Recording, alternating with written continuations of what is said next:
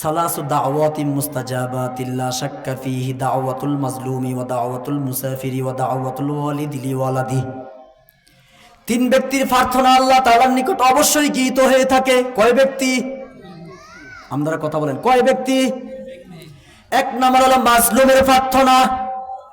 মাজলুম, মাজলুম কাকে বলে? কারো দ্বারা কেউ নির্যাতিত নিপীড়িত হয় তাকে বলা হয় মাজলুম।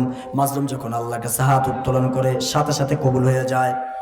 দুই নম্বর হলো মুসাফির, তার দোয়া আল্লাহ কবুল করে থাকেন।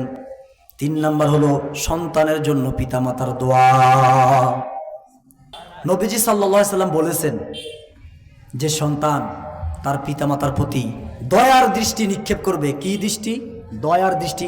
দয়ার দৃষ্টি নিক্ষেপ করবে, তার প্রতিটি নজরের পরিবর্তে আল্লাহ রাব্বুল আলামিন তার আমলনামায় মকবুল হজের সওয়াব দান করবে। সুবহানাল্লাহ বলেন।